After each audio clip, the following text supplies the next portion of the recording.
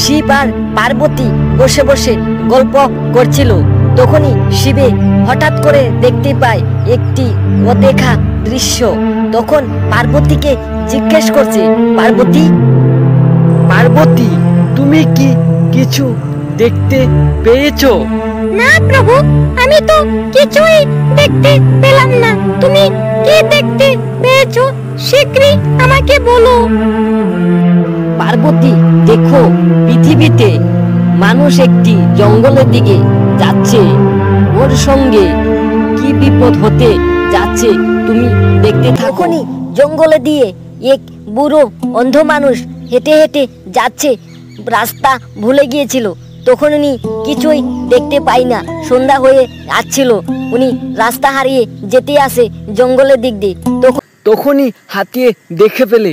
তখন হাতি বলছে, কে রে আমার পেছন দিকটা দাঁড়িয়ে আছে, আমাকে ডিস্টার্ব করতে। তখনই হাতি মারতে যাচ্ছে এই বুড়োকে। তখন হঠাৎ করে একটি চলে আসে টুনটুনি পাখি। টুনটুনি পাখিটি বলতে থাকে, হাতি মামা, উনাকে মেরো না, উনাকে আমি চিনি। উনি হয়েছে মহেশ দাদু। উনি চোখে দেখতে পাই না, এই জন্য তোমার সামনে এসে পড়ছে। তখনই হাতি টুনটুনি পাখির কথা শুনে মানুষটার প্রতি একটু দয়া হলো। তখন হাতি বলছে, দাদু, তুমি আমার কাঁধে উঠো, তোমাকে আমি ঘর অব্দি পৌঁছে দিয়ে আসবো। তখনই মহেশ দাদু চুপচাপ দাঁড়িয়ে আছে। মনে মনে ভাবছে, আমি কোথায় এসে পড়ছি, এখন আমার কাম শেষ। তখন মনে মনে এত ভয়। তখনই উনি চিন্তা করছে, না, হাতির কথাতে আমি থাকি, নাহলে তো আমাকে মেরে ফেলবে। তখনই হাতি দাদুকে পিঠে করে নিয়ে আসতে থাকে। একটি গ্রামের জঙ্গলের পাশে দাঁড়িয়ে গাছের একটি নিচে নামিয়ে দেয়। তখন বলে, দাদু, তুমি এদিক দিয়ে তোমার ঘর অব্দি যেতে থাকো, এখানে ভালো করে যাবে। এখানে একটি ডাইনি আছে, তুমি ওর থেকে সাবধান হয়ে থাকবে। তখন মহেশ দাদু এই রাস্তা দিয়ে বস্তির দিক দিয়ে গ্রামের দিক দিয়ে হাইতে থাকে।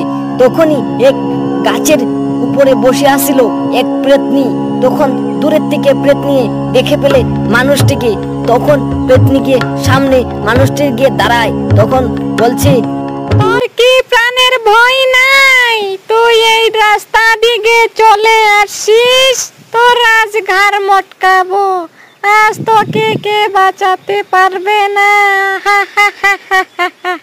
তখন মহেশ দাদু মনে মনে এত ভয় পেয়েছে। তখন শিবকে স্মরণ করতেছে, হে ভোলা মহেশ্বর, আমাকে আবার কি নতুন করে তুমি বিপদে ফেললে। শিব আর পার্বতী সব কিছু দেখতেছিল। তখন পার্বতী বলল, স্বামী, উনাকে বাঁচান, উনা তো আপনাকে স্মরণ করছে, আপনার ভক্ত আপনাকে ডাকছে, তুমি যান, উনাকে গিয়ে বাঁচান। তখন শিব বলল, পার্বতী, ঠিক আছে, আমি যাচ্ছি, উনাকে গিয়ে বাঁচাই, দেখি প্রেতনি কি করে ডাইনিকে আমি হত্যা করে আসছি। তখনই হঠাৎ করে একটি আওয়াজ শুনতে পায়, বলছে, তারা ডাইনি, তোকে আমি শেষ করে দেব। তুই যদি কিচ্ছু করছিস উনাকে, তোকে আমি মেরে ফেলবো। তখনই ডাইনি পিছন দিক দিয়ে তাকিয়ে দেখে বুলা মহেশ্বর শিব আছে। আমাকে বাঁচান প্রভু, আমার ভুল হয়ে গেছে, আমি ক্ষমা প্রাপ্তি, আমি ক্ষমা চেয়েছি, আমি ওনাকে কিছু করব না, আমাকে ক্ষমা করে দিন মহেশ্বর। এই কাহিনীটি পুরোটা দেখতে হলে এই চ্যানেলটিকে সাবস্ক্রাইব করো আর লাইক করো।